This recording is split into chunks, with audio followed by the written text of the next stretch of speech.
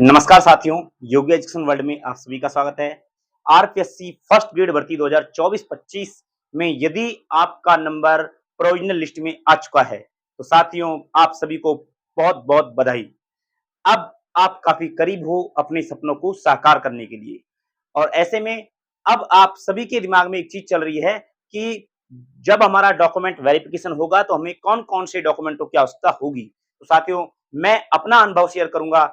जो डॉक्यूमेंट्स मैंने लगाए थे, मैंने भी डॉक्यूमेंट वेरिफिकेशन करवाया है आरपीएससी में, 2 बार डॉक्यूमेंट वेरिफिकेशन करवाया है, यानी 2018 वाली भर्ती में और 2022 वाली भर्ती में, दोनों में मैंने डॉक्यूमेंट वेरिफिकेशन करवाया। तो एक मेरा अनुभव मैं आपको साझा करूंगा, क्या-क्या डॉक्यूमेंट्सों को की आपको आवश्यकता होगी, उनको अभी आप तैयार कर लें। अगर नहीं है तो उसकी आप जो है व्यवस्था कर लें, क्योंकि अभी आपके पास टाइम है।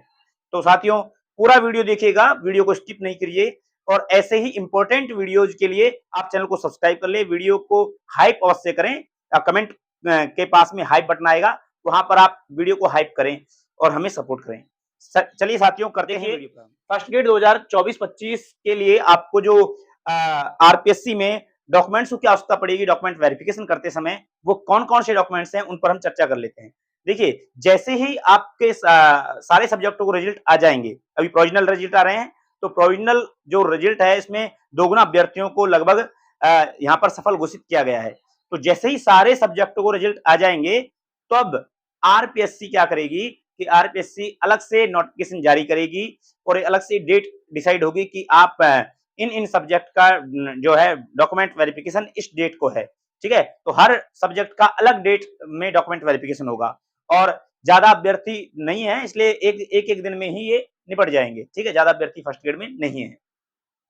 तो ऐसे में डॉक्यूमेंट वेरिफिकेशन जब वहां नोटिफिकेशन जारी होगा तो उसके साथ साथ क्या जारी होगा वो ध्यान रखना। वहां आरपीएससी आपको आरपीएससी की साइड से ही मिल जाएगा।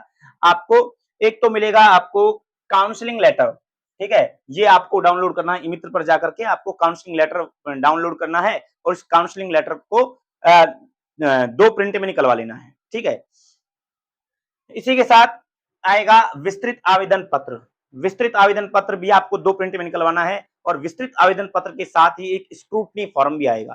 ठीक है, ये कैसे भरे जाते हैं इस पर मैं पहले भी वीडियो बना चुका हूं और यदि जैसे ही आरपीएससी जो है ये शेड्यूल जारी करेगी तो मैं आपके लिए नया वीडियो लेकर आऊंगा, लेटेस्ट किस प्रकार से इसको भराया जाता है। ठीक है, तो अभी के लिए मैं केवल डॉक्यूमेंट्स की लिस्ट आपको बताने जा रहा हूं कि आपको ये डॉक्यूमेंट्स तैयार रखने हैं। देखिए, तो ये काउंसलिंग लेटर, विस्तृत आवेदन पत्र, ये तो दोनों चीजें उसी समय आरपीएससी जो है वो खुद जारी करेगी। लेकिन इसके अलावा आपको शैक्षणिक दस्तावेज कौन-कौन से चाहिए वो देखिए। तो शैक्षणिक दस्तावेज में आपको 10th की मार्कशीट चाहिए प्लस बोर्ड सर्टिफिकेट चाहिए, यानी 10th मार्कशीट प्लस उसका बोर्ड सर्टिफिकेट। देखो पहले क्या होता था कि 10th की जो मार्कशीट होती थी वो अलग आती थी, बोर्ड सर्टिफिकेट अलग से आता था। लेकिन अब क्या हो रहा है कि 10th की मार्कशीट और सर्टिफिकेट दोनों एक ही साथ दिए हुए हैं। तो आप देख लेना कि आपकी मार्कशीट किस तरह की है। ठीक है, तो 10th की अंक तालिका और बोर्ड सर्टिफिकेट आपको चाहिए। ये ध्यान रखना, जितने भी मैं आपको डॉक्यूमेंट्स बता रहा हूं इनकी आप 3 प्रति तैयार कर लें। 3, ठीक है, 3-3 आपको फोटोस्टेट जो है तैयार रखनी है। क्यों? एक आपको चाहिए आरपीएससी में, दूसरी आपको चाहिए जहां आपकी काउंसलिंग होगी, यानी फाइनल लिस्ट में नंबर आने के बाद जब आपकी दोबारा डॉक्यूमेंट वेरिफिकेशन होगा तब आपको चाहिए। ठीक है, जहां जो भी आपको डिस्ट्रिक्ट मिलेगा वहां आपको लेके जाना है। और तीसरा सेट आपको चाहिए स्कूल में, जिस स्कूल में आपकी ज्वाइनिंग होगी वहां भी आपको जमा कराना है। वैसे एक सेट आपको खुद को भी रखना चाहिए, तो 4 सेट भी आप करवा सकते हो, बाकी आप देख लेना अपने हिसाब से। तो कम से कम 3 सेट तो आपको जमा कराने ही होंगे। ठीक है, तो यहां देखिए शैक्षणिक दस्तावेज 10th और 12th, 10वीं और 12वीं की मार्कशीट और बोर्ड सर्टिफिकेट ये चाहिए। ठीक है, इसके साथ ही आपको स्नातक यानी कि बीए, बीएससी, बीकॉम जो भी आपने किया हुआ है उसकी तीनों ईयर्स की, ध्यान रखना, फर्स्ट ईयर, सेकंड ईयर और थर्ड ईयर, तीनों ईयर्स की आपको मार्कशीट चाहिए। ठीक है, तीनों ईयर्स की मार्कशीट चाहिए प्लस बीए की, बीएससी की जो भी है उसकी डिग्री आपको चाहिए। ठीक है, तो डिग्री भी चाहिए और मार्कशीट भी चाहिए। ठीक है, उसके अलावा स्नातकोत्तर यानी कि आपने चाहे एमए किया है या एमएससी किया है, जो भी आपका विषय रहा है, आपको यहाँ पर दोनों ईयर्स, 2 साल की एमए होती है, तो फर्स्ट ईयर और सेकंड ईयर दोनों ईयर्स की जो है आपको यहाँ पर मार्कशीट चाहिए और उनकी डिग्री चाहिए। ठीक है, फिर बीएड, बीएड की आपको मार्कशीट चाहिए और बीएड की डिग्री चाहिए, ठीक है, इसको भी आपको तैयार रखना है। उसके बाद आपको अंतिम शैक्षणिक संस्था आपकी जो भी रही है, जहां पर आपने रेगुलर अध्ययन किया है, उस शैक्षणिक संस्था का आपको चरित्र प्रमाण पत्र लेकर आना है। इसको आप अभी से ले लें, ठीक है। तो अंतिम शैक्षणिक संस्था आपकी जो भी है, जैसे मान लो किसी ने बीएड लास्ट अंतिम शैक्षणिक संस्था किसी की बीएड है, तो बीएड कॉलेज में जाकर के वहां आपको हो सकता है उसी टाइम आपको दी हुई हो चरित्र प्रमाण पत्र, उस समय दिया है, बहुत अच्छी बात है, ठीक है। अगर उस समय नहीं दिया है तो अब जाकर के आप ले लें। और अगर हो सकता है आपकी अंतिम जो संस्था रही है वो कॉलेज रहा है, आप जहां से आपने एमए किया रेगुलर, तो वहां से आपको ये लेना है। तो ये सभी जो आपकी शैक्षणिक दस्तावेज हैं, इनको आपको लेना है, प्लस ये ओरिजिनल भी चाहिए और इनकी फोटोस्टेट भी आपको ले जानी होंगी। फोटोस्टेट सेल्फ अटेस्टेड होंगी, सेल्फ अटेस्टेड करवानी और किसी गजेटेड अफसर से इनको साइन नहीं करवाना है, ठीक है। उसके बाद आपको चरित्र प्रमाण पत्र दो लेके जाने हैं। दो चरित्र प्रमाण पत्र मार्केट में 1-1 रुपए के आते हैं, दो चरित्र प्रमाण पत्र आपको लेने हैं। अब बहुत सारे कमेंट करेंगे कि सर फोटो वाला लेना है, बिना फोटो वाला, जैसा भी आप ले जाओ, कोई दिक्कत नहीं है, ठीक है। ये फॉर्मेलिटीज होती है, आप फोटो वाला ले जाओ तो भी सही है, बिना फोटो वाला ले जाए तो भी सही है, कोई दिक्कत नहीं है। दो चरित्र प्रमाण पत्र ले जाने हैं और दो अलग अलग गजेटेड अफसर से साइन करवाने हैं, ठीक है। दोनों जो चरित्र प्रमाण पत्र हैं ये ओरिजिनल लगेंगे, इनकी फोटोस्टेट नहीं लगेगी, ओरिजिनल चरित्र प्रमाण पत्र लगते हैं और दो अलग अलग गजेटेड अफसर से ये साइन करवाने हैं।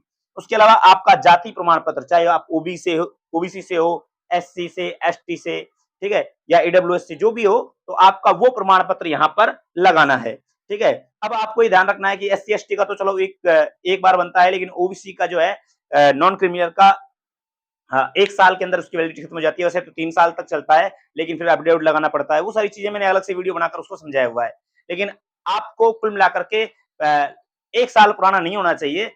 अपना जाति प्रमाण पत्र जो है वो ले जाना है। अगर अभी आपका जाति प्रमाण पत्र पुराना हो गया है, तो अभी आप न्यू के लिए अप्लाई कर दीजिए, ठीक है। इसके बाद मूल निवास प्रमाण पत्र जो है वो भी आपका कंप्यूटराइज होना चाहिए, ठीक है। ऑफलाइन बना हुआ नहीं होना चाहिए, ऑनलाइन मोड से बना हुआ होना चाहिए, ठीक है।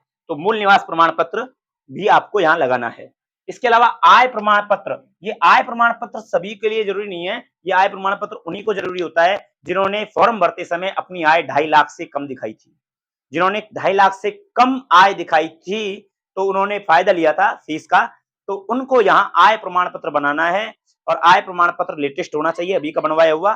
तो आय प्रमाण पत्र आपको यहाँ पर ठीक है।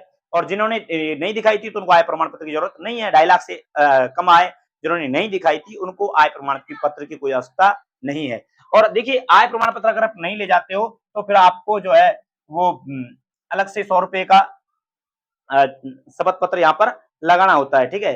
तो वो एक अलग प्रोसेस है।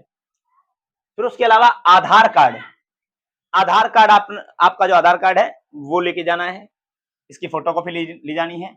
फिर विवाह पंजीयन, यदि आप विवाहित हैं तो आपका विवाह सर्टिफिकेट भी यहाँ लगेगा, ठीक है। यदि आपके संतान है तो संतान के भी आप बर्थ सर्टिफिकेट लगा सकते हो, ऑप्शनल है ये, ठीक है। इसके अलावा शपथ पत्र लगेंगे। देखिए, आपको कुछ शपथ पत्र एफिडेविट तैयार करने हैं। अब आपको ये इतने सारे एफिडेविट तैयार नहीं करने, आपको केवल एक एफिडेविट तैयार करना। 100 रुपए का आप एफिडेविट बनवा लीजिएगा और उसी पर सब कुछ लिखवा लेना। संतान संबंधी घोषणा, धूम्रपान संबंधी घोषणा, संविधान के प्रति निष्ठा संबंधी घोषणा, शौचालय संबंधी घोषणा, ये सारी घोषणाएं एक पर ही लिखवा लेना। आपको अलग अलग ले जाने की कोई आवश्यकता नहीं है, ठीक है। 100 रुपए का, 50 रुपए का, जो भी आपको लगता हो, तो 100 रुपए का आप एफिडेविट बनवा लेना, जिसपे ये सभी घोषणाएं एक साथ अंकित करवा लेना, ठीक है। और लास्ट में आपको अपने जो कलर फोटो, जो आपने लेटेस्ट आपके फोटो हैं, वो आपको लेके जाने हैं, ठीक है। तो ये सारे डॉक्यूमेंट्स हैं, इनकी आपको आवश्यकता होगी। देखिए, अभी इस डॉक्यूमेंट वेरिफिकेशन में आपको पुलिस वेरिफिकेशन की आवश्यकता नहीं होगी। पुलिस वेरिफिकेशन की आवश्यकता आपको बाद में पड़ेगी, जब आपका फाइनल सिलेक्शन हो जाएगा, वो बाद का प्रोसेस है। लेकिन अभी के लिए आपको पुलिस वेरिफिकेशन करवाने की कोई आवश्यकता नहीं है, ठीक है। तो ये डॉक्यूमेंट्स आपको चाहिए। यदि कोई भी डॉक्यूमेंट आपके मिस हुआ पड़ा है या खो चुका है या नया बनवाना है, तो उसको आप देख लीजिए, अभी आपके पास समय है, अभी आप बनवा सकते हैं, ठीक है। और ये सभी डॉक्यूमेंट्स आपको ओरिजिनल भी लेके जाने हैं और इनकी फोटोकॉपी भी लेकर जानी है। तो आशा करता हूं आपको अच्छे से ये सारी बातें समझ में आई होंगी। मैं हट जाता हूं, इसका स्क्रीनशॉट ले लीजिएगा।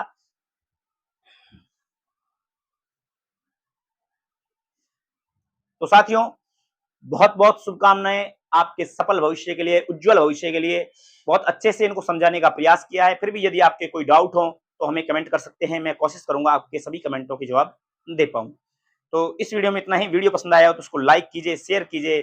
जल्द मिलेंगे एक लेटेस्ट शानदार वीडियो के साथ। तब तक के लिए जय हिंद, जय भारत।